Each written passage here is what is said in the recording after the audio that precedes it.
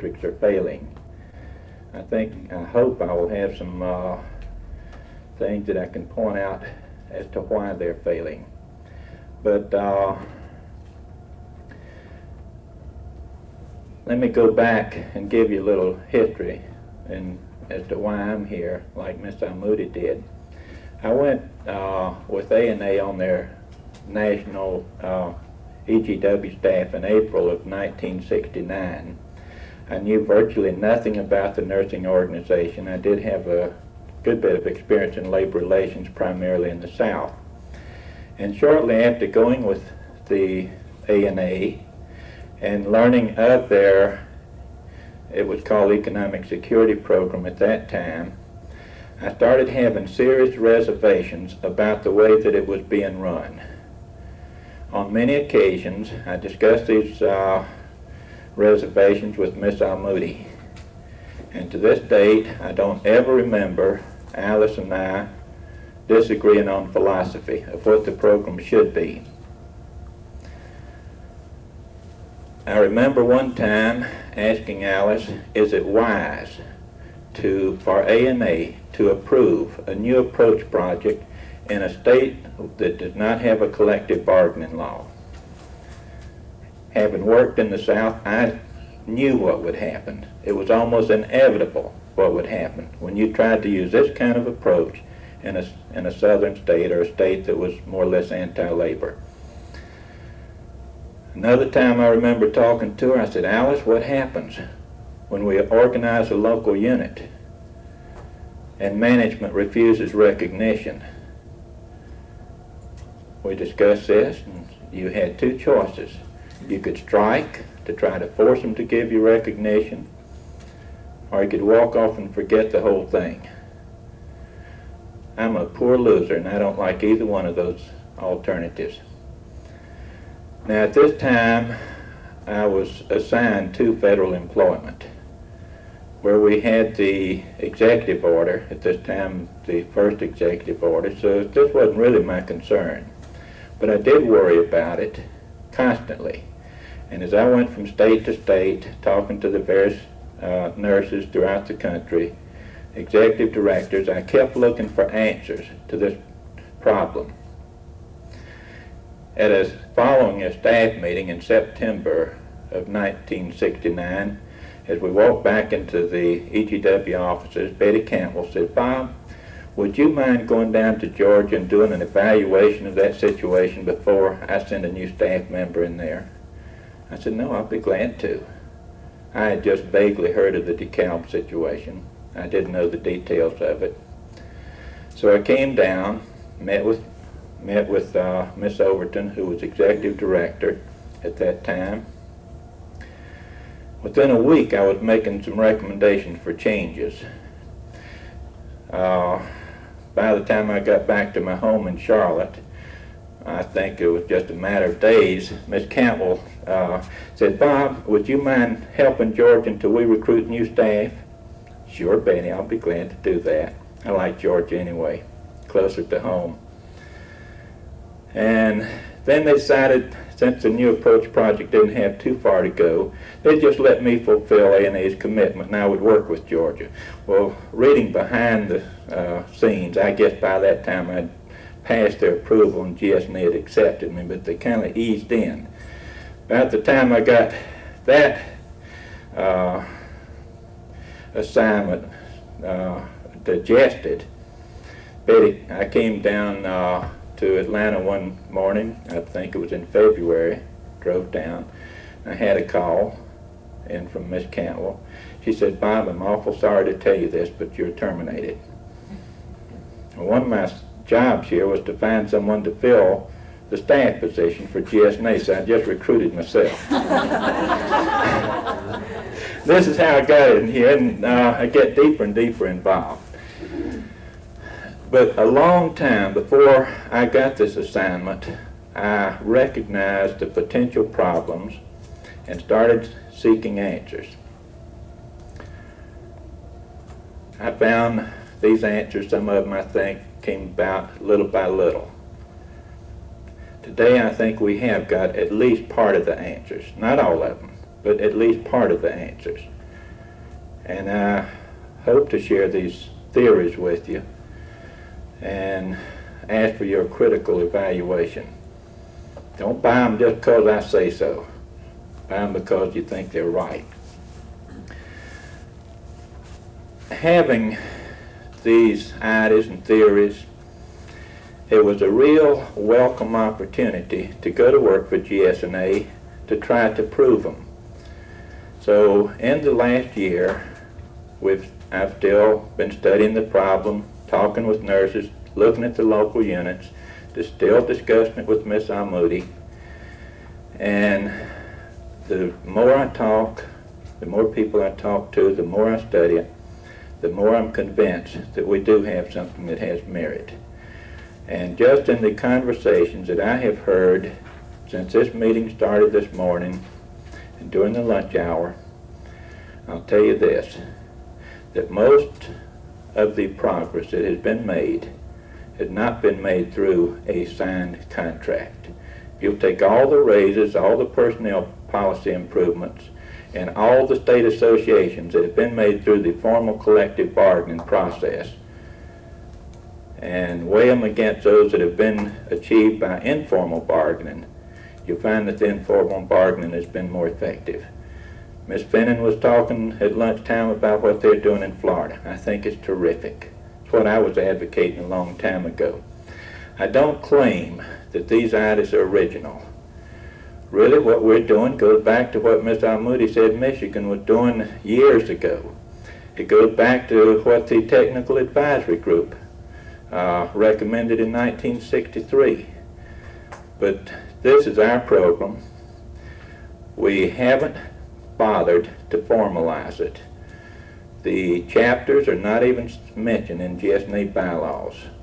They asked me about it last year, and I said, let's see how they work out and where we want to put them, and then we'll write the bylaws. So with this background, and with the aid of some homemade visual aids, I'll try to get into a look at the two EGW programs and try to compare them.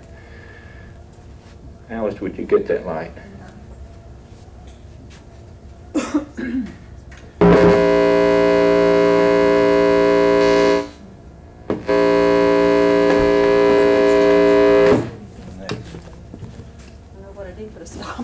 It was touching the metal of the chair, the connection. I don't know how I'm going to hold the pointer, the button. Yeah, I got it figured out. And all of it at one time. I think this is self-explanatory. This is a diagram of the formal collective bargaining approach. This is what A&A has recommended. This is what Mr. Moody was saying that they still have, but most state associations still have, that the ones that have EGW programs that you really hear about. You have three steps. In theory, you organize nurses at their place of employment into a local unit. Next, step 2, you gain recognition as collective bargaining agent. Then you negotiate a contract, a written contract, which provides for improved wages, working conditions, grievance procedure, etc. In theory, the improved conditions and salaries is supposed to bring about better staffing, and in theory, the better staffing is supposed to bring about improved patient care. Now, in all three steps, the state association assisted the local unit with someone who was knowledgeable in labor relations.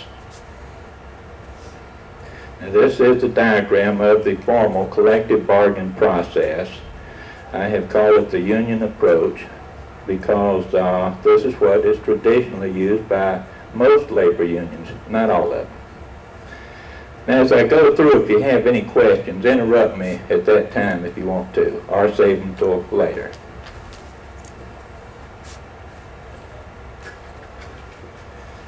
There's many good points, much good has come out of this EGW program. I've listed some of them here. This is not supposed to be a real critical study. It's just to give you the general idea.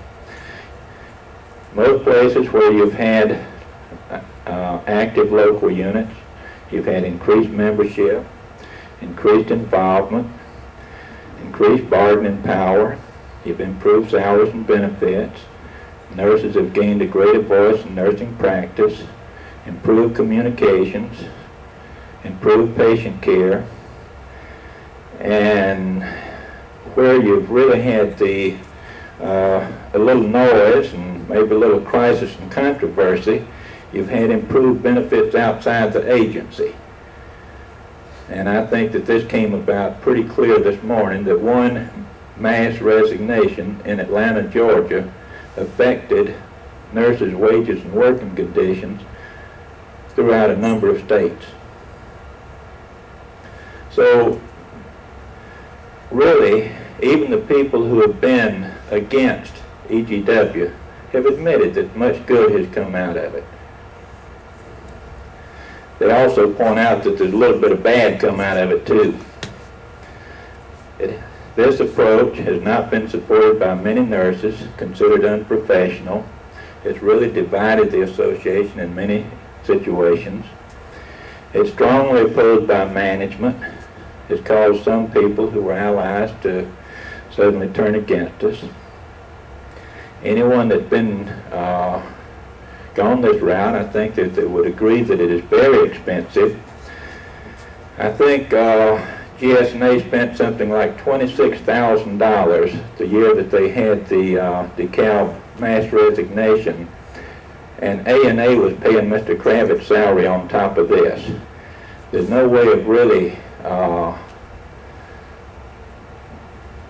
doing a cost accounting on this, but a large part of this money went into fighting the DeKalb situation. It cost GSNA thousands of dollars. Practically the whole association was involved in this for a period of months. The formal collective bargain requires someone with the labor relations expertise. When you get into formal negotiations, you better know what you're doing. It is very slow. I've negotiated contracts in about 10 or 12 states going back to 1953. And an initial contract, I'd say the average will run about 3 to 6 months. A number of meetings. The first assignment I had with A&A was to assist the Rhode Island State Nurses Association negotiating 6 contracts. It took 6 months. Many trips to Rhode Island, very expensive. I think I've already covered the next one. It's slow. When you're negotiating a formal collective bargaining agreement, you're usually talking about wages, hours of work, grievance procedure. It's fairly limited. The contract that I negotiated for Rhode Island is almost identical to labor contracts that I negotiated. Some of the clauses that I put in that contract were copied out of labor contracts that I've negotiated in North and South Carolina. This approach is not practical except where collective bargaining is accepted or protected by law. And when you take number 7 and look at the situation in the healthcare field, you've automatically eliminated about 75% of your agencies in the country. Many states. Yet we tried it in Georgia. 8, it's risky. It can lead to discharges, strikes, mass resignations, and all this. I think I won't get too much argument on that. Now let's look what really happened. And this may have been one of the places that I kind of smiled a little bit this morning. Number 1, nurses didn't organize until they were desperate, till the situation was critical. In most situations, they waited until they did this as a last resort. They were ready to walk out. So someone someone said, well, let's organize a local unit, and boy, they all dive in. To heck with professionalism. If this will solve their problems, they'll use it.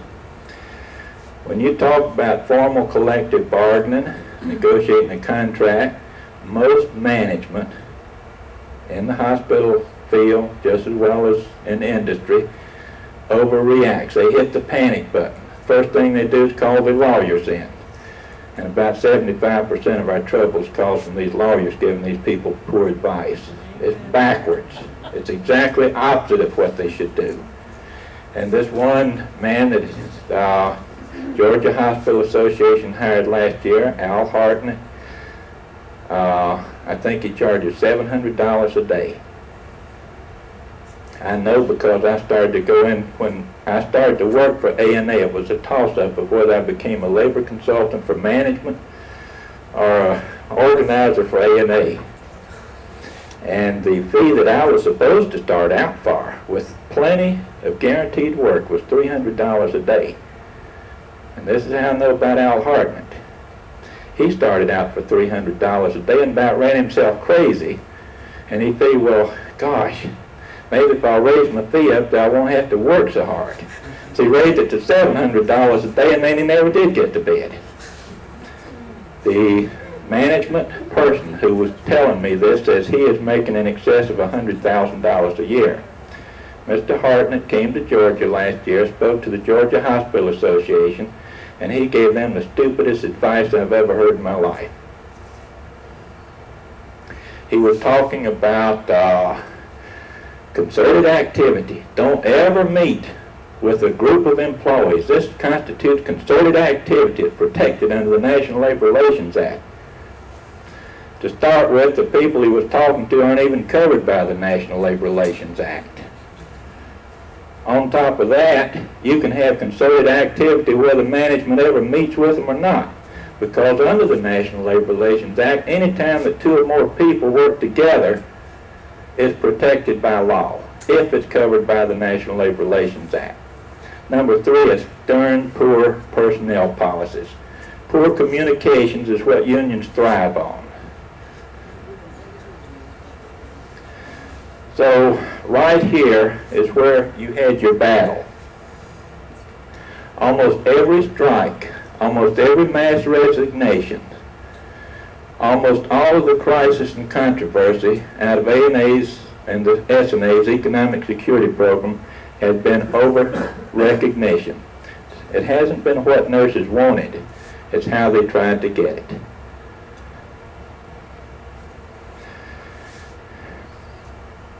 Again, I seriously question the advisability of going for this written contract.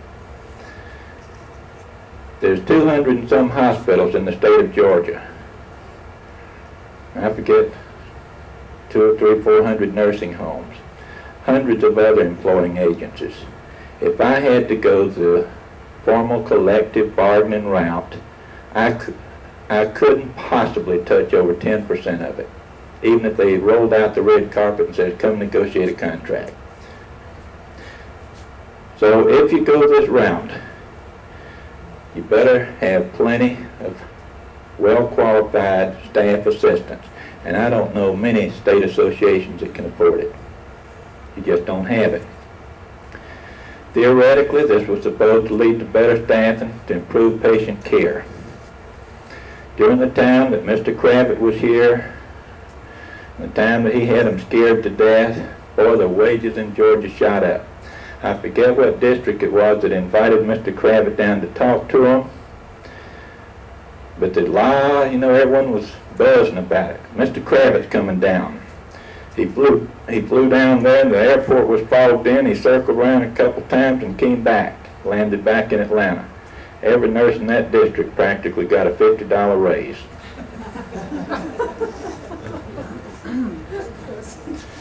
But did that $50 raise staff their hospitals? Did it improve patient care?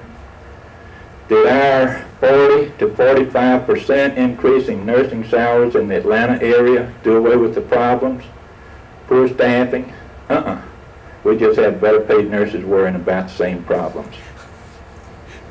what we are doing, we're stealing nurses from the rural areas, and boy, they're really hurting. With this increase in wages here has given the Atlanta hospitals an edge.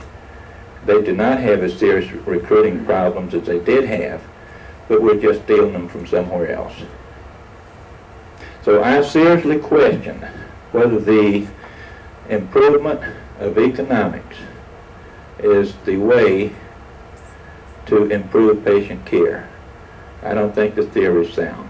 It is a one factor, yes, but it should never be the whole answer.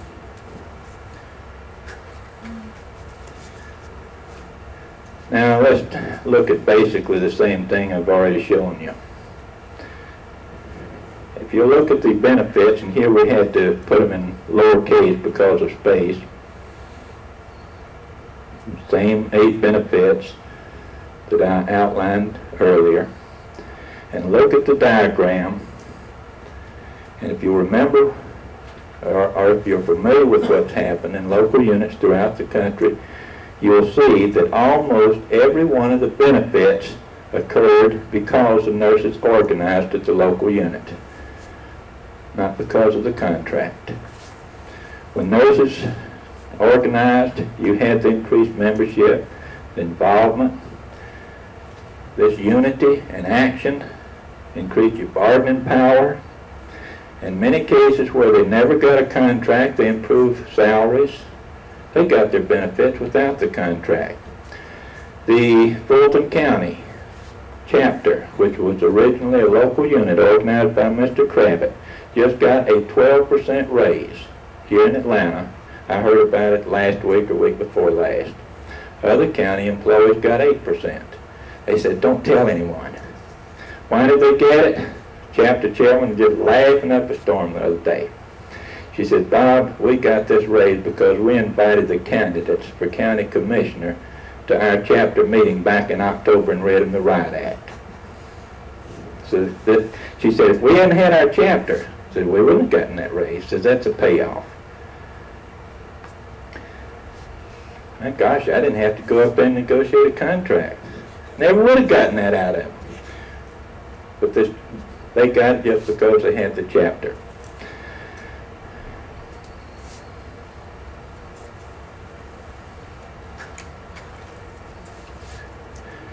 Look at your bad points again, the same ones I went through before. If you'll study it, remember what's happened, you'll see that practically every one of them has come because of right here, the method.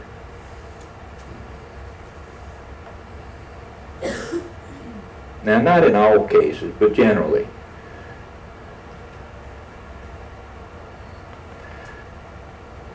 So, just as a practical standpoint, when you're talking about Georgia, there's probably not a half a dozen or a dozen agencies at most in the whole state where you can get bargaining recognition as collective bargaining agent without a fight. It's against the law for the state to bargain, negotiate a contract. It has been ruled as a illegal delegation of authority by the courts of Georgia. We don't have enough economic power to force these people to negotiate a contract. Possibly we could force some contracts, some recognition by striking, but this would be a losing proposition. So the point of the question of whether this is the best approach for Georgia is academic. It just won't work, except in a few isolated instances. And the place I mentioned earlier where I was negotiating a contract yesterday, this is a renegotiation. The local unit which Mr. Kravitz organized got voluntary recognition from the Visiting Nurses Association. And Mrs. Wood, who's helping with the registration, was the chairman of that local unit until very recently. She and the other staff nurses went in and negotiated a contract, a formal contract, a one-year contract with the agency. Ms. Loretta Roberts, the Director of Nursing Service, was very supportive. She represented the agency. The staff nurses sat across the table and they negotiated a contract. Beautiful. No, I don't think they ever got any real help or advice from Mr. Kravitz, because he pretty well stayed out of it. They did it themselves, and this is unusual. They made a few mistakes, such as the fact that they had a one-year contract, and in the contract they agreed to what they would do after the 1 year ran out. They negotiated wages, a wage scale, that they negotiated increases that would take place in the second year, and the contract was just a 1 year contract. I think it's wonderful. They tried hard. But we have a very good relationship there. Never been a grievance filed that I know of. The agency works very closely with the staff and vice versa. The Director of Nursing has any problems, she calls the chapter chairman in and says, y'all take that and see what you can do with it. That's the relationship that we have. Anyway, in trying to develop a program that would work in the state of Georgia,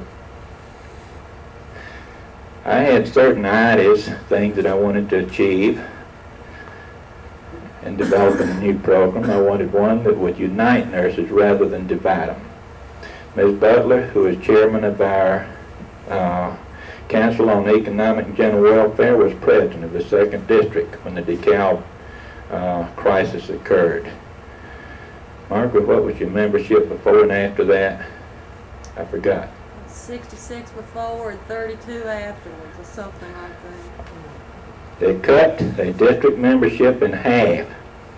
People rebelled against it.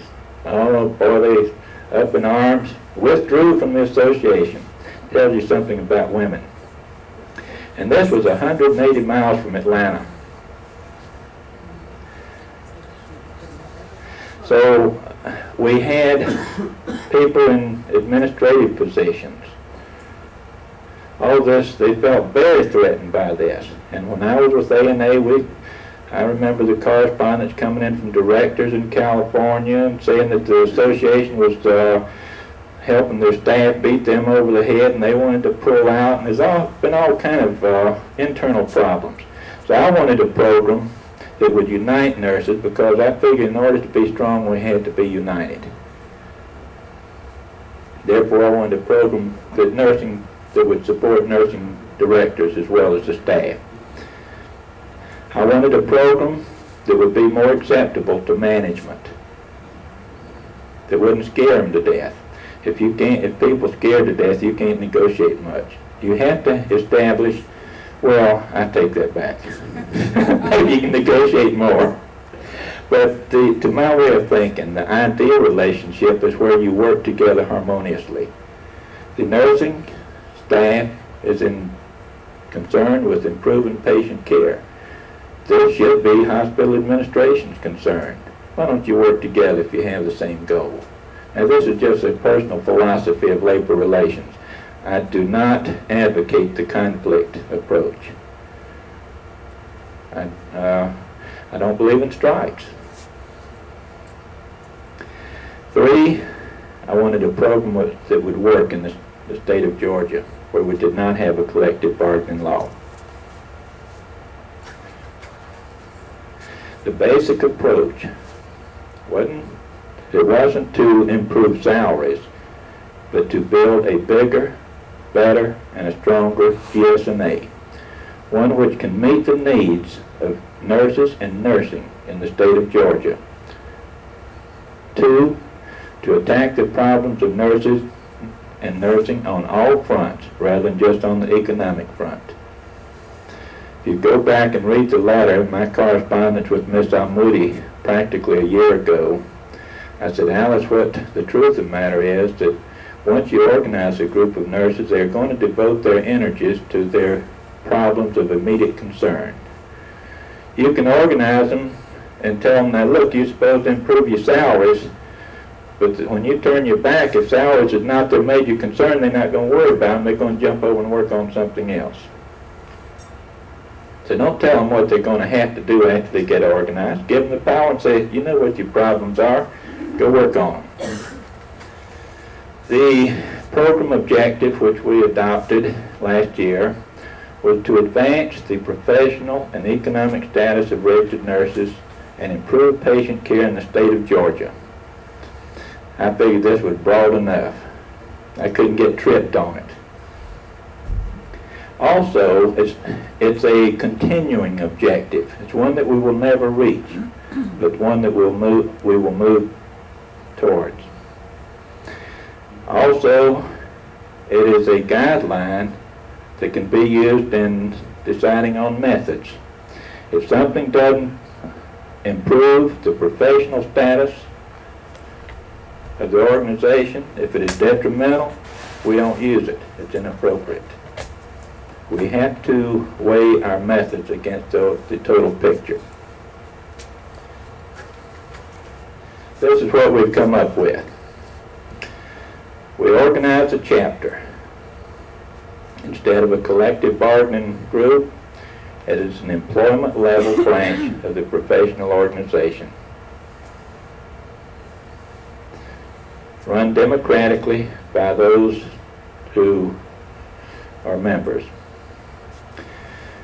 We don't tell them which route you have to go. I tell them, look, you know your problems in that agency. You know it may be a VA hospital. And the VA, there's not the one route to go. You negotiate a contract. You're operating under the executive order. In another situation, such as a VNA, where management is willing to sit down and negotiate a contract, fine, you go that way.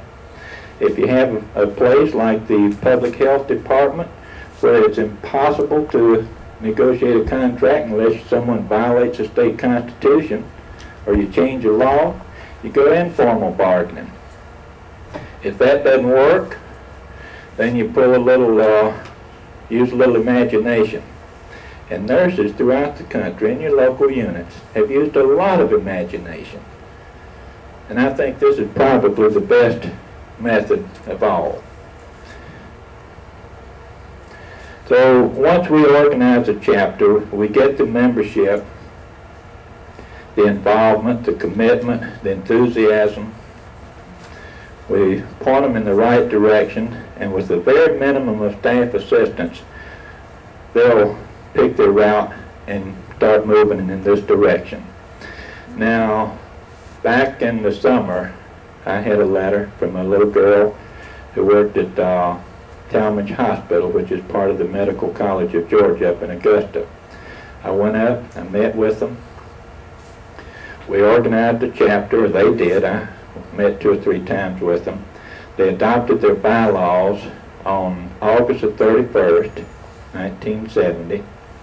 And I was up at Augusta about 2 weeks later in connection with the Augusta VA.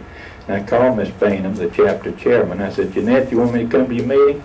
She said, Bob, we'd love to have you, but frankly, we don't need you.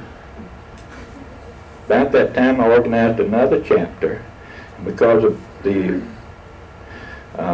situation in that particular place, where the hospital association's a lawyer, has given them some very, very poor advice. I won't go into all the details of it, but they almost curl your hair. I haven't been back since then. The hospital administrator has been told to absolutely not meet with the group, not recognize the chapter. It's the worst thing he could do. The chapter has corresponded some of their with him on some of their concerns. He hadn't even had the courtesy to answer their letter. But I was talking to the chapter chairman the other day, and she said, Bob, you know the funniest thing that happened? Says, so those things that we asked for are suddenly getting changed.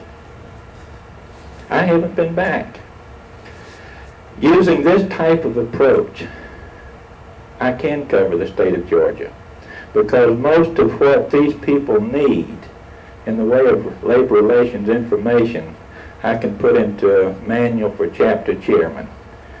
Meet with them a couple times, point them in the right direction, give them some written instructional material, and say, if you get into a jam, call me. I can cover the whole state this way. I haven't written that manual, but it's high up on the priority list. And this is nothing new. It goes back almost as far back as A&A. But this is GSNA's EGW program at this point.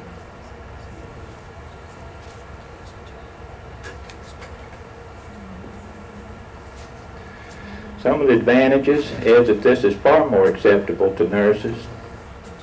It's more professional. It's more acceptable to management. It doesn't, when we form these chapters, it's hardly a ripple. At the Medical College of Georgia, we've never asked for recognition. We just took it. And by the way, one thing I meant to mention on that, we have a very good relationship up there with the Director of Nursing Service and with the new hospital administrator. When the chapter chairman has a problem, she either goes to the hospital, to the Director of Nursing Service, or to the hospital administrator. There's never been a crossword. There's never been a bit of friction. They've already gotten an interim raise, 4 new holidays, and some improvements in personnel policies. That chapter met, I think it was either Monday or Tuesday of this week. It was Tuesday, day before yesterday. And who was the guest speaker at the chapter meeting? The hospital administrator. And one of the things that the chapter chairman put in the letter that they wanted to talk about was how the money would be used. They wanted to discuss with him the budget and how it was going to be used. And I said, oh boy, I shuddered to think of it. But that's what he was in there talking about. This particular chapter chairman is supposed to be in tonight and will be on the program tomorrow, and we'll give you a more detailed report. At the Augusta VA, I started trying to, really assisting Mr. Kravitz in getting bargaining rights there. The AFGE petition for exclusive recognition back, I guess it was in June of 1969, and I flew in here one Thursday, and we had until Sunday afternoon to get authorization to get GSNA's name on the ballot. We got it. Now since that time we've been trying to have an election. We had it January the 18th, 1971. Roughly 18 months of just waiting for the election. I'll be up there next week helping these nurses draw up a contract proposal. Maybe if we're lucky, in another 6 months we'll negotiate a contract that says that they can go in and talk about a problem, but it's already covered by Title 38. Very limited what we can negotiate there.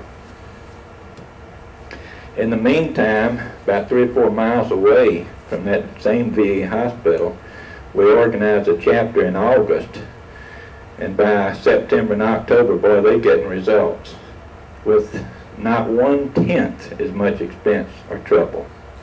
Is there a union in that agency? There was an AFGE union at the 2 Augusta VA hospitals, and you have 2 hospitals in Augusta, one a general hospital and one a psychiatric hospital under one hospital administrator, which is called a VA center, and it is considered one bargaining unit. The AFGE local, I forget the number of it. No, but in the other agency, is there a union? No. They had a little noise last summer that they might, some union might come in there and try to get the nurses, and you ought to heard the phones ringing. But we were lucky to win that Augusta VA election. They were dug in. And one thing that made it worse was that the president of the local union's wife was a nurse, and a very popular nurse. For those of you who haven't heard, the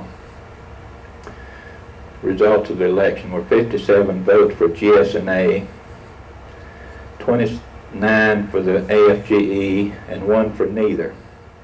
There were 97 valid votes counted out of a possible 104. At the Forest Hills Hospital, the General Hospital, there were 22 nurses off duty on the date of the election. One was seriously ill, the other was out of town. The other 20 voted. I can go up there and ask those nurses to do something in their chapter, and you've never seen such support and such cooperation in all your life. Now here they were waiting for a decision on an election for practically 18 months. Couldn't meet with the hospital at all. Never met, never attempted to meet with the agency. Ms. Pope was guest speaker at their December meeting. They had a very nice dinner meeting. They were very inexperienced. The chapter chairman introduced Ms. Pope and then asked me to introduce her, for instance. But they had 32 nurses at that one meeting. One had a death in their family, a very active chapter member, and another was seriously ill, or we would have had 34. This was on a Monday. On Wednesday of that week, I met with the 14th District in Columbus, Georgia, which covers the Dublin VA hospitals in this district. We had 2 VA nurses present, and one of those was the district president.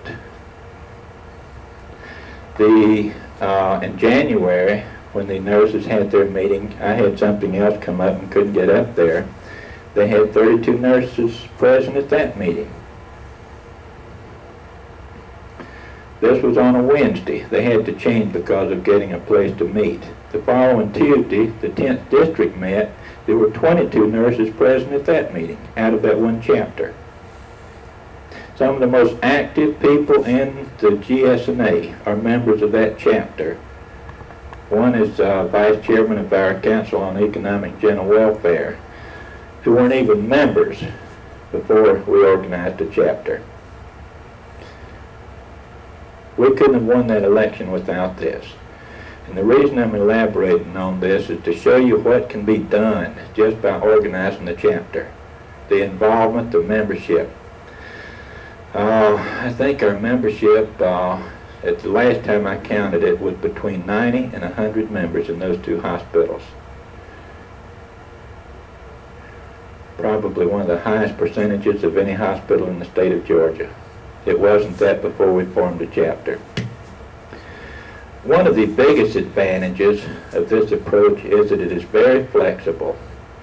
And if you think you have hospitals in the state of Georgia that come under the executive order, such as your federal hospitals, you have state-operated hospitals that come under the state merit system, county hospitals that they have a Civil Service Act, completely different set of regulations and management.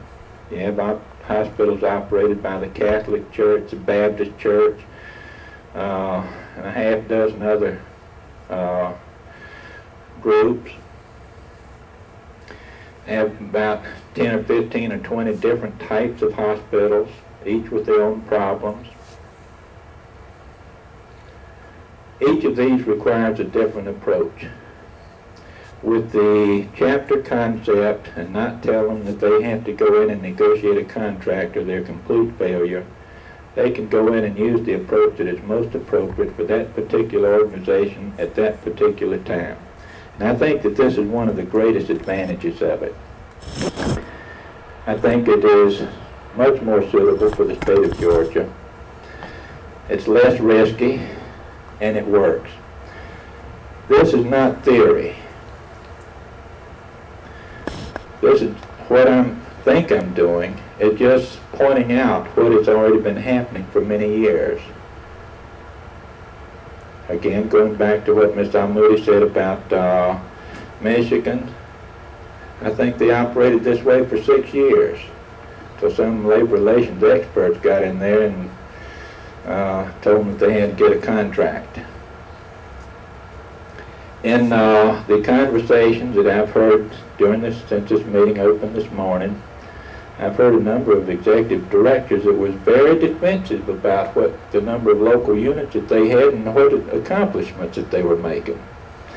So if you want to question whether it works, don't look at me. Look at what's already happened. And we have a number of local units, not many, that were originally organized under the new approach, that never gotten bargaining rights, recognition as bargaining agent, never negotiated a contract, but they're still meeting today and are very successful.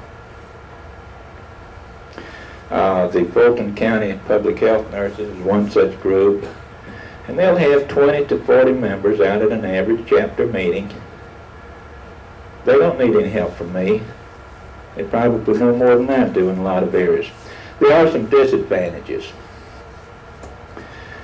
Since this type of program is not controversial and does not generate the publicity, it doesn't have the widespread effect on wages and benefits that the original program had. And I think this came out in a number of points this morning. You need a certain amount of pressure. If the management is not pushed a little bit, they don't move. So with our program, we're not scaring the dickens out of them, and it would be hard to bring about a 40 to 45% increase in wages. But if the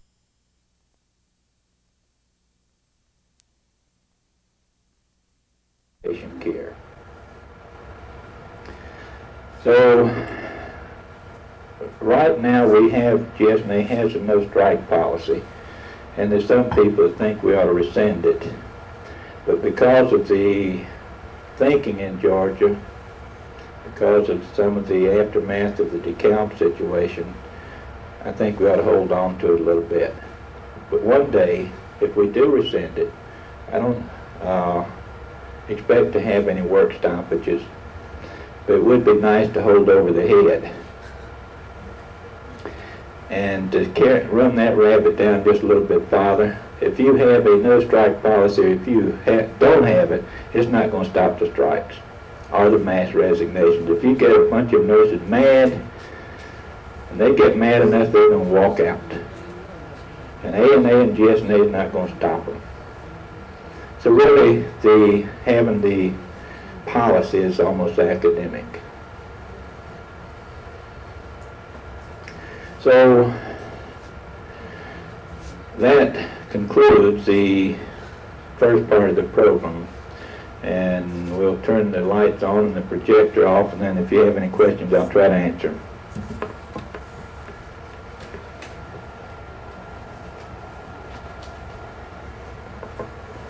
Bob, I would like for you to compare the chapter as you have it in Georgia with the regular staff organization. We have nursing service administrators who say, why do we need a third party? You know, let's just let this be ours, not somebody else's. Nora, in the little booklet that I wrote, GSNA chapters, A New Arrival with a Bright Future, and bring this point out. Who has given this Director of Nursing Service the authority to speak for the professional organization? Has she been elected? Yeah. Has she been elected or appointed to speak for the organization? Or has she been chosen by management? What?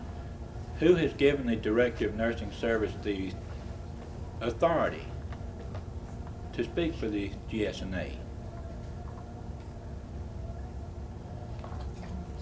We didn't say they've been given the authority to speak. But they're trying. Right now, they're doing it, aren't they? Their point is that this is an employment situation. I'm the director of nursing. These are, you know, this is our people. How dare you come in and organize your own group among my nurses? Do they own these nurses, or do they buy their services?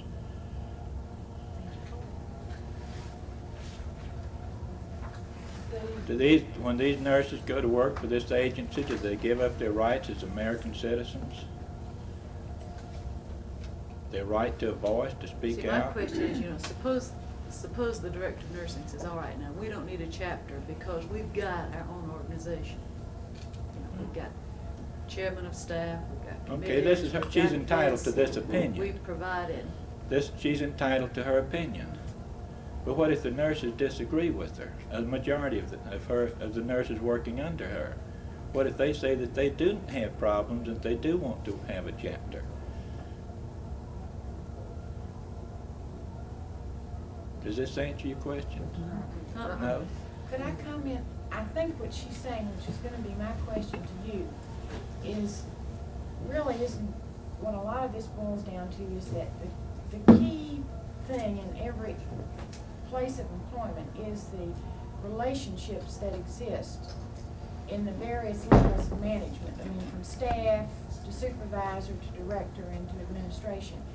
And if the director of nursing and all levels are working together in an ideal situation and communicating well, is there a need for a separate organization of the staff nurses? Because as a good director, I would think one of her responsibilities would be to be aware of the concerns and needs of the staff. She's hospital administrator of the nursing department.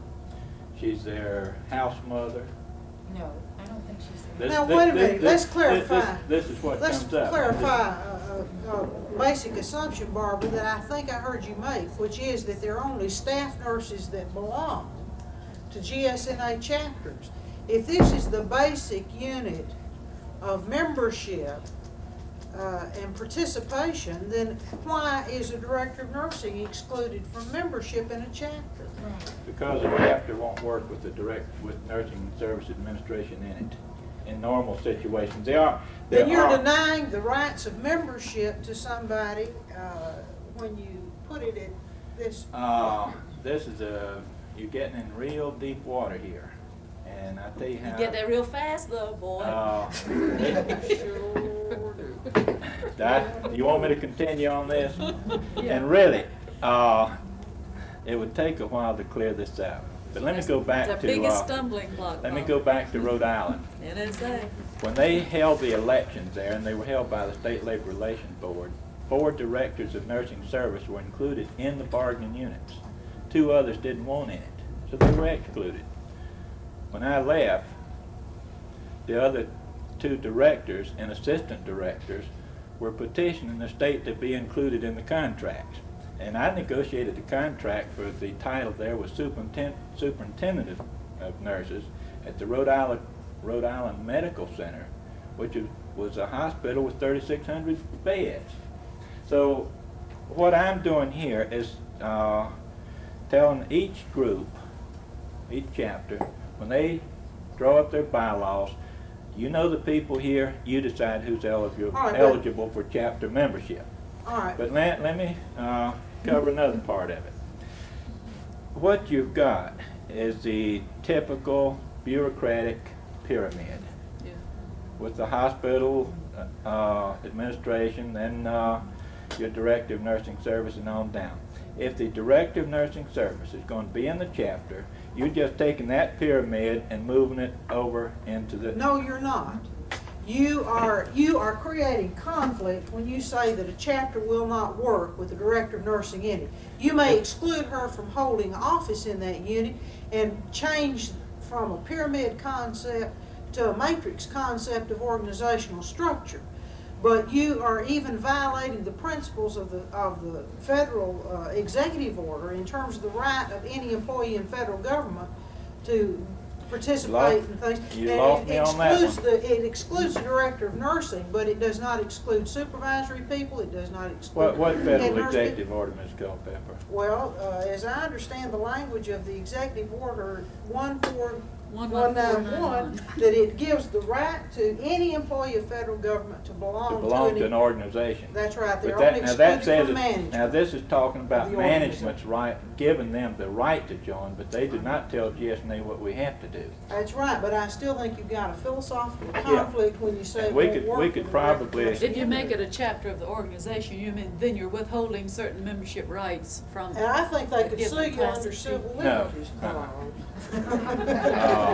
You don't believe it? We got a Jim Dandy suit pending. I'm thoroughly confused with these three questions. I interpret the three questions saying, now I'm going to confuse the issue more, I'm sure, that when you talk about membership, I don't know whether they're talking about membership in the organization or membership in the chapter. With us, it's the same. You don't join one unit of the organization Okay. without joining I the So you don't know, other. have but any you can be a director member membership. of the association and not be a member of this chapter. Yeah. But if a local group wanted to include their director, that would be up to them. It's all right. Yeah, but They suppose the decide director this when wanted they- in and the group didn't want it. All right. Then Now, she Then should come she's in. missing. Could I, just before you try to answer Discrimination. this, when you talk about the local unit being the basic unit of membership, I interpreted that to mean in lieu of districts. no. No. I know So- some situations where the director of nursing service would fit in very well with the chapter. I know other places where the chapter would not operate if the nursing administrators were in it. We It had depends one on- unit that everybody was in Well, nursing this service, is because fine. that was because of the problem. Now, if you'll go back to A&A's, if you'll go back and look at this little yellow pamphlet put out by A&A, the local unit, they said only people in one employment level could join the local unit. We You were created supposed to our have a own local conflict unit of for the interest. staff nurse, a local unit for the supervisors, and if you had 3 levels, you're supposed to have 3 local units. But they also said that the purpose of the economic security program was to represent all professional nurses regardless of their place of employment. And we do have places where we have in fact represented the directors of nurses in a total unit, in a separate unit. You can find every, Let's conglomerate. go back that to the there is. National Labor Relations Act. It excludes all supervisors. Now, at the Augusta VA, under the decision that just came out this month in Georgia, which will set the precedent for all federal nurses in the whole United States until they change the executive order, they knocked out all head nurses as supervisors, the clinical coordinator supervisors. We have 2 instructors and staff nurses. They said everyone else was excluded. But staff nurses are supervised, they supervise Sure they do. other levels of Sure they nursing do. personnel. This- And really, to be honest, we have got to say that in every level, the registered nurse is in fact a supervisor. She does supervise others. You're right. We're getting So into... we should go for one We're going in, supervisory board. we're getting into deep water again, Ms. Bennon, and let me go back. Because this was the precedent case, A&A staff came in and handled it, and they tried to argue, Mr. Zimbauer, that head nurses were not supervisors. And within the meaning, Of the the- executive Of order. the- He was paddling upstream trying to prove it because all the staff nurses are supervisors if you use the traditional definition that's been established since Just look at their 1935. functions, that's the best. Sure they are. Well, that's what he was trying to prove. If I had it to do over again, we would go the route, look, all these people are supervisors, you're gonna put them all in or all out, but you're not gonna split them. But now this, because I saw this coming, and because I've run into this problem in VAs throughout the country, I outmaneuvered the Augusta VA. We set up a chapter, and I dare the VA to tell me that a nurse doesn't have the right to belong to a professional organization. We got them all in, they just not going to be covered by the contract, and I don't think You're there's a speaking big out of 2 handicap. sides of your mouth, Bob, because on the one hand, you say the directors of nursing can't belong to chapters, and on the No, other, you say they they're can. the supervisors. You know what, Ms. Culpepper, when they adopted their bylaws, the chief nurse and assistant chief were excluded. Okay.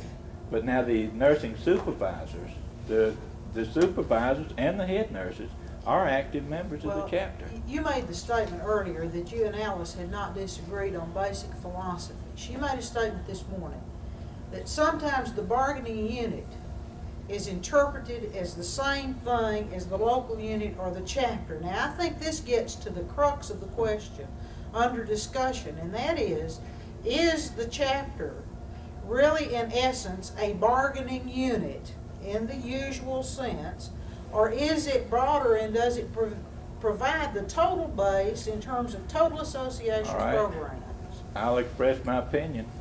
A&A has tried to create this artificial barrier there from the beginning, but it's almost impossible to maintain, because once you organize a local unit for this purpose and turn your back, they're going to be talking about nursing practice. So long as you allow local chapters to determine in their bylaws who can and cannot belong, you perpetrate upon the profession the same thing, which you say A&A has arbitrarily created. The answer is to don't get hung up with bylaws. No, you don't. And, you know, that's really the answer.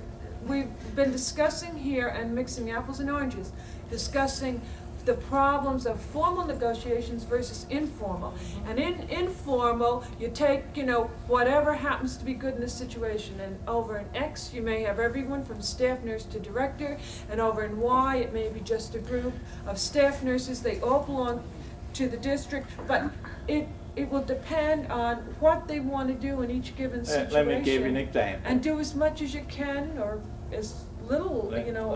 Let me give you an example. Going back to Rhode Island, we had one group that had collective bargaining rights. They'd voted. They'd been certified. The state association had been certified as bargaining agent. I'll name the agency, the Rhode Island School of Nursing. We couldn't get them to move. The other negotiations were moving along very well. So Chris McElroy, the executive director, set up a meeting. We had practically everyone there at this meeting. Chris introduced me, and we were supposed to be drawing up a contract proposal. I asked them what they wanted, explained the purpose of the meeting. Everyone just froze, looked at each other. And this was the deadest meeting I've ever been in 18 years of labor relations. Finally, someone piped up and said, "Do we have to negotiate a contract?" And I said, "No, you don't have to. You just have this right. It's up to you." So that's about the way the meeting broke up. There was very little conversation. We'll get to you in a minute. 30 minutes after that meeting was adjourned, you ought to heard the telephone ring. The director of that school was sitting on the front row. Killed it completely. Now, But that depends again on each individual situation. Yeah, but the thing I'm Well, that's getting what he's at, saying. the thing I'm That's what getting he's at is saying. if we're talking about a chapter that is a local unit of the professional organization, how can you exclude anybody who's eligible for membership in the association? let me think a minute, Dora. Why can't you negotiate? If you're going to have an NSA section, are you going to let any general duty nurse be in there that wants to? I'm talking about a local chapter of the professional organization. Why, you've got these barriers in your sections. You have a section for this group of nurses, a section for that kind. Is that undemocratic? So that you're seeing this kind of exclusion. It's just a structural They're exclusion. doing the same thing now, we just aren't calling them chapters. A local unit is the same thing. If you don't bargain for, you don't do the formal bargain, it's the same identical We changed the thing. name from local unit to chapter That's because we all thought the it word sounded better and means. was more appropriate. That's right. Two Well- questions. I was interested in if this program that has been, if you presented it, say to the NSA section of the Georgia Nurses Association, and what kind of reaction you've had from, or support from directors. And secondly, what kind of reaction have you had, if any, from hospital administration or other employers in the state? It varies, Ms. Walker, at the Augusta VA, I mean, not at the Augusta VA, but at Talmadge Hospital, the Director of Nursing Services, Louise Clark, who is, to my way of thinking, one of the best that we have in the state. I greatly admire her. When the nurses set up their meeting, we had this first meeting to start organizing the chapter. They voted on it. I went in and talked to Ms. Clark. We went to lunch. She bought me lunch. And this turned into about a 3-hour meeting. One of the time I was up there not long ago, we were supposed to have breakfast one morning, 8:30, and she called me. She had a flat tire. I went over and changed her tire, and I went in. She cooked me breakfast. And she didn't get to work till 11 o'clock that day. But Ms. Clark is, I feel, very frustrated. She's been fighting this bureaucracy for a long time, trying to get these things. And she does so at the peril of her own position. She can just go out on a limb so far fighting for what she wants without getting fired, is what it amounts to. And the basis of our conversation was, look, Ms. Clark, you fought this thing a long time. Sit back and let these staff nurses fight their own battle. We'll support you. And this comes under the Board of Regents. And oh, they're opposed to EGW. Panic at the thought of it. But I think that Ms. Clark is just sitting back, just laughing up a storm at what their chapter's doing. Right. This is why I asked, because I wondered if you'd had enough feedback from a representative group of the directors, because I think a lot of directors feel that they're in the middle, and they feel that they have a responsibility to represent the concerns and needs of their nurses on the staff. They also feel that they have a responsibility to interpret these to management, and then they have a responsibility as director to interpret management policies to the staff. But I wonder if it had been presented to a Ms. Walker, I've thought about these things for hours and hours and hours. Don't have all the answers, but let me go back. You read any literature that ANA has put out, and they say you exclude the Director of Nursing Service as a management person. Go back to the article in the AJN, the role of the Director of Nursing Service in an organized collective bargaining situation or something. Very good article. I'm not changing anything. But isn't that referring to formal negotiation situations? What's the difference? Okay, I think the basic point, and I think that Dora's trying to make, is that no matter how strong and active the director may be as a member, very often they see when there is a need by or a request to form a unit, formal or informal, the director sees this as some kind of a threat, or it's like saying, our communication setup has not been adequate. Obviously I have not met your needs, and you're going outside. And okay, we'll get. I think we'll answer this question a little bit later in the afternoon. But let me go back and repeat one question that I asked earlier that is also mentioned in this booklet. We're talking about representation. Who has appointed the Director of Nursing Service to represent GSNA in that hospital? What if she is not a member of GSNA? Should she represent the professional organization? Whether she's a member or not, she can greatly influence the staff in her agency. And Amen. if she is not, in favor, for one reason or another, of the formation, or sees it as a threat, it has a great deal to do with the effectiveness of the unit in the agency. I met with a Director of Nursing Service from a hospital here in Atlanta the other day, and she said, very frankly, said, Bob, this comes down to ego. Says, we've always done it. We resent someone trying to do it. But this goes back to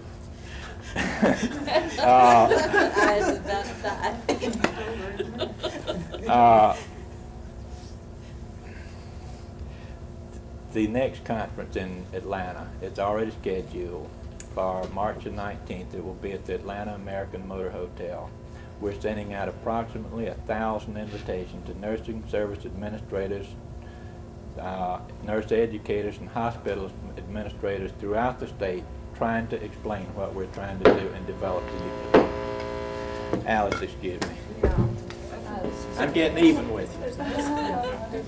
Well, I've listened to this kind of conversation so many times, and it keeps going around and around all the time, and one of the problems of getting hung up on is not recognizing the basic fact that the Director of Nursing is a part of management.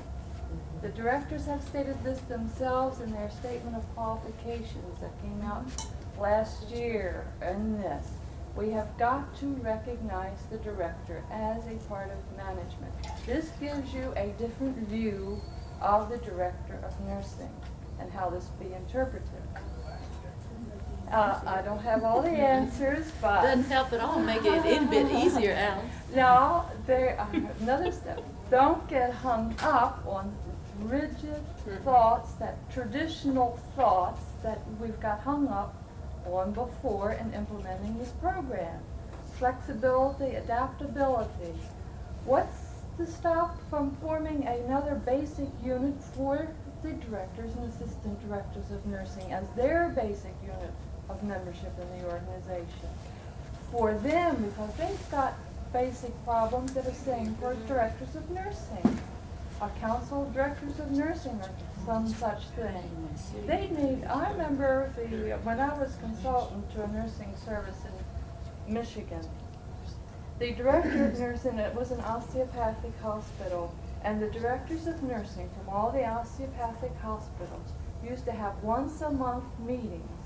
These were usually luncheon meetings, and where they discussed their problems that they faced in their jobs, had nothing in common with the problems of the staff nurses, head nurses, and supervisors. But it was their problems as managers of a huge department in a big business. So I'm encouraging, be flexible in your thinking, look for new ways, new ideas. May I say something else?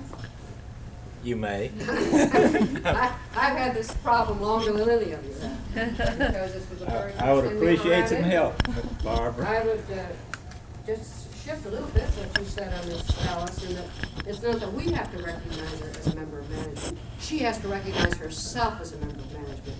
I mentioned this morning that the editors of American Journal of Nursing and Outlook are organized with the exception of chief editors. We stay out. I am second level management. I remember one of the staff members, probably was Mary, I don't know, hung in the door, you know, all pro-economic security me. What are you going to do if we strike? I said, I'll come in and put out the journal. Now, I knew darn well they wouldn't let me because they don't trust me. But then she's got to recognize it. We've suffered with this director of nursing business, and I think the organization has created it. From the beginning, it's the same old problem as this rigid way to operate the program. Very, very early, we threw the director of nursing out of the sections. This they couldn't quite understand because they had been traditionally the spokesman. What we failed to do is to ever give these people any kind of transition. Now, I think it's nice you're having this meeting next week, but that doesn't solve the problem. You've got to be dealing with the director of nursing all the way along the line. You've got to keep her informed of what the group is doing. Meanwhile, the professional organization has got to do something special for the director of nursing because she's a special person. She's got tremendous power, tremendous influence. I feel so for these directors of nursing because they see this great emphasis on either economic security or education, and they're left in the middle of all of this. Barbara. Now, why do we send them newsletters, bring them together for meetings and all the rest of this so that we meet their needs, which are a little bit different? They'll post along on economic security. I want them on my side, all of them. They will be if we give them a little attention and don't say you don't belong in here. Well, I wanted to say about this too, that I drew up the contract. And you know, I love Barbara very much and I trust her implicitly, but we were a great asset to her, I think, because she would say to her management, okay, this is what the group wants, you know, and this isn't just me talking, and this is the main thing you sell to a director of nursing. It isn't just that you think it's what they need, it's that they're pressuring me, you know, I'm being pressured by all these people, and she can even pretend there's pressure where there's not, you know, and all kinds of things. But one of the things that the director of nursing, that Maddie Lee Wade talked about at the Georgia State Nurses meeting, she's in a BNA of Public Health. She's in Fulton, she's Yeah, right. assistant director of the Fulton County Health Department. She talked about the advantages of the unit from management's point of view, and she said some of these things, that she could get things through the unit that she wasn't ever able to get any other way. But what they do is keep them informed. The chapter, that's what Barbara said. Whenever they have any correspondence, they send a copy to the director of nursing. Whenever they have anything that goes on, with management other than the director. They keep her informed so that she's always in the middle of, she knows what's going on. Of course, we had one sister fired because she tried to keep administration informed. Well, this is what I think that why I asked the two questions initially about what had been the reaction of NSA, because I was concerned that you had overlooked their reaction and that they would be threatened. I think that if we would go back, say, to Virginia, and we wanted to get some reaction to this type of concept, or first of all, I think I had made a little outline of how I would think perhaps we would start. And I think maybe first, if there's a meeting of the NSA Executive Committee, throw this out to them and see what kind of reaction we get from this group. The reason I say that is because I think that they perhaps have been lacking. We've been trying to get general staff involved and all of our specialty areas involved, and the poor directors sitting here not getting any help at all. And we've been trying, I think, in the last 2 years to work with our directors through an institute type thing that they've started and hope to revitalize this year, where they meet as directors from all over the state for a conference, a 2-day conference, and take this, of their needs. And then you can do a lot of education with directors as to how their staffs can help them work. I think when I get into the second part of my program, I can give you a lot more answers now than I am giving you. But let me say this. When Loretta Roberts, who is she's executive director of VNA and also the director of nursing service, I believe she's executive director, called me the other day to set up this meeting that we had yesterday. She said, Bob, I have some ideas that I would like to feed to the chapter and see what they think on which way we should go on handling the money in this negotiation. Said I would like to get their thinking before I make my recommendation to the VNA board. And about a year ago, Ms. Roberts made the statement that said, I have never seen the kind of, says, since our nurses have formed a local unit, says we've had the kind of involvement that administrators have always dreamed of. Now, at this point, I don't know a single place in the state of Georgia where we're having friction over this thing. It's just the relationship is very good in every situation that I know of. And right back here is the director of nursing service from a new hospital, Ms. Enkelhardt. I invited her to this meeting. And if her nurses form a chapter, I hope she supports them. But now, frankly, I don't think that Ms. Engelhardt ought to be a member of that chapter. I think it would, regardless of what type of person she is, I think that chapter would work better if it gets out of the agency, meets on its own time, and runs its own show. You don't get this involvement. Maybe what we ought to do, as Barbara said, is to offer simultaneously, if you're going to help set up a chapter, offer simultaneously. Well, again, Mary, when I get into the second part of this program, I think I'll give you some more positive suggestions on it. But right now, I'm going to turn this over back to Ms. Butler, and hope she'll get you back there in that coffee. It's getting cold, I'm afraid. Let's do stop for. We still like you, Bob. Yeah. Wow.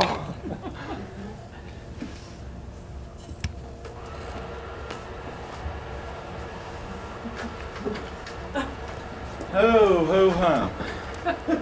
My districts are failing. I get shakier by the minute. By the way, when I was over in Alabama meeting with their EGW council, I think it was back in October, Thelma Mitchell, their state president, was there. And I got it. she asked some question of what, I forget, it was a very broad question. What can we do to make the association more effective was the basic nature of the question. And I thought real fast, because boy, they had me on the spot over there. I'd gotten the fourth degree. And I thought, and I said, do something to make your districts more effective. And you should have seen the reaction among those people. They almost jumped. In traveling around the country, I've seen the problems in districts. I've tried to study it, and in working out this first little visual aid, it evolved into a second one, and I decided to separate them. And I'm going to start out with some very basic things. Why organization? People form organizations in order to work together for their common good or for a common cause. And in our society, this is almost essential if you want to be effective, if you want to be heard. It's very appropriate for a group of nurses. What makes an organization successful?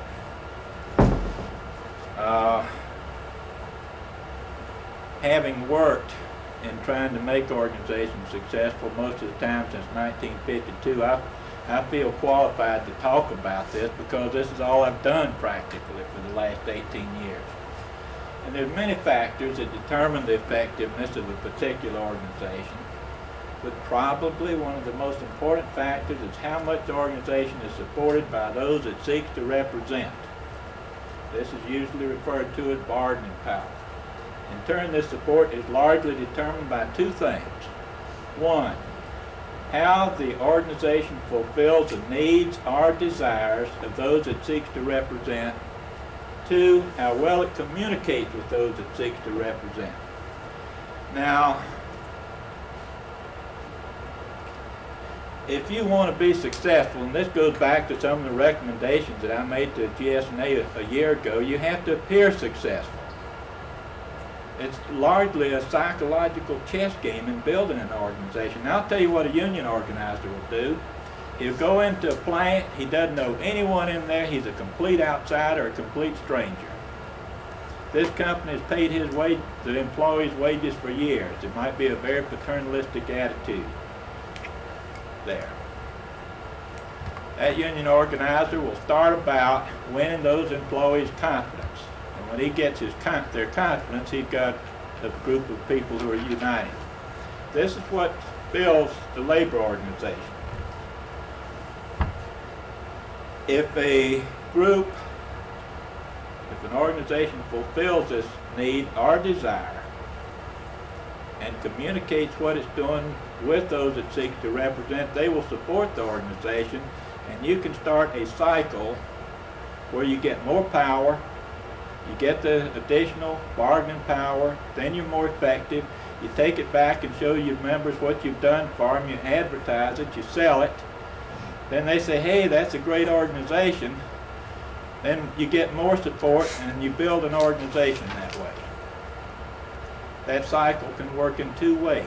If you don't fulfill their needs, and if you don't let them know that you're fulfilling their needs, they're not going to support you. It's just that simple. And if you start this cycle, you can go downhill. And I've heard many nurses throughout the country say, they've never done anything for me. Why should I pay dues? This is an untrue statement. Very untrue. Very unjustified. But this is the attitude that many nurses have. So let's talk about a typical organization structure. In most organizations, you will have individuals who join a basic unit, and then there will be one or more intermediate units, and usually there's a national headquarters. Now, something I want you to remember is that in most organizations, the farther you go up in the structure of an organization, the fewer people who will be involved. The closer the organization, I'm making the same statement another way, the closer the organization is to its members' immediate concerns, the more involved they'll tend to be. When you start talking about general problems, a lot of people will drop out and stay home and watch TV. When you talk about their problems, they'll give up the TV and come to a meeting. Now, also, in a typical organization, you have internal control, setting standards, ethics, some type of policing action, as in the nurses' organization, education, position papers, working on licensure laws. And again, in a typical organization, you have representation with other groups. Here the green doesn't show up, but you should have representation between the basic unit and another group and on up. Uh-oh. I got out of place, but we'll use it there. Now this is the current membership of 4 leading Georgia professional organizations. Here's your lawyers, they're 100%. Might add they don't negotiate contracts. The teachers in Georgia, the last figure I heard quoted was 98%. And I was talking to Dr. Hodges, who was the executive director last year, and this is where I got this figure. The doctors, 75%. I was surprised at this. But GSNA at this point is 25% of the active nurses in the state of Georgia. And we've just now reached 25%, and this is with a 10% net increase in membership in the last few months. We started a little membership drive last year and picked up 329 new members since July. But we lost some, but the net increase is still better than 10%. And even with that 10%, here's where we are. Now, how can an organization function internally when you have 1 in 4 of your potential members taking part in it? How can you function externally with other organizations when you don't even represent a majority? You executive directors know your problems. Wouldn't it be wonderful if you had 100% membership, solid support? How much more could you do? How much more could you do in improving practice if every nurse strongly supported her professional organization? So going back to what I said this morning, our objective in GSNA is to get that figure on up as high as we can. We're starting a membership drive that has a stated goal of 2,000 to 5,000 new members by mid-1971. This is 3 or 4 months from now. We are shooting for 75% membership in the state of the active nurses. And this is one of the reasons for this NSA conference that I mentioned a while ago. To make this situation worse, this 25% that we have is scattered throughout hundreds of employing agencies. A handful here, a handful there. So I know some hospitals in the state that have 5% GSNA membership, some with 10%. How can you be effective in those situations? Well, you know the answer. Now I'm going to use some dirty words. Basic union structure. In the labor movement, and when we're talking about the labor movement, you're talking about 210 national organizations that go back almost to the time the Pilgrims landed in this country. If you'll check your history, you'll find out the Declaration of Independence was signed in a union hall in Philadelphia, Carpenter's Hall. That's the only place where a bunch of radicals could meet safely. But we're talking about 18 million people and a lot of experience. So let's don't be reluctant to use some more of their methods or to learn from them. Throughout the labor movement, you have a group of individuals who have a common community of interest, who join a local union or form a local union. And that local union is affiliated directly with the national headquarters. No intermediate steps whatsoever. As one who has worked in organized labor for many years, I can tell you that most of the weaknesses in the whole labor movement are up here.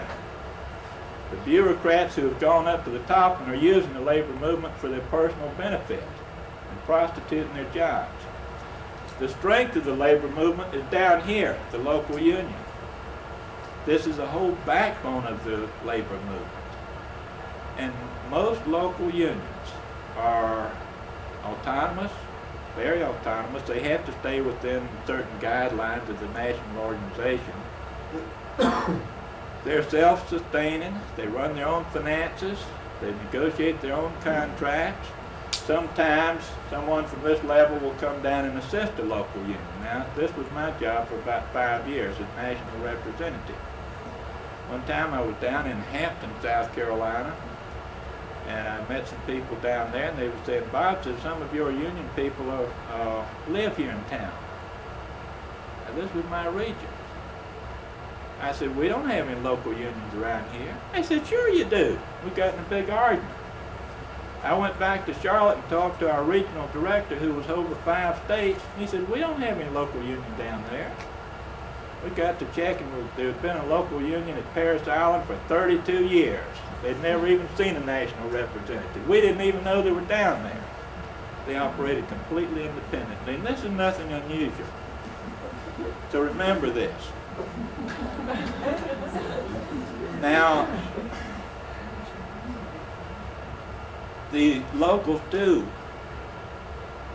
join other units, but the people, once they have organized formed their local union, they will join other units. The local union joins, not the individual. Local unions out of the one national organization will form a regional council to coordinate their activities within a geographic area.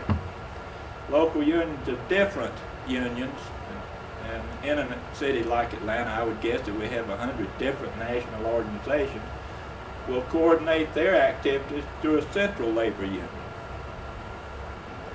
And on the state level, they will coordinate their activities through the state AFL-CIO, and this is largely for political purposes. 1 or 2 people, half a dozen in a state staff, largely for lobbying purposes.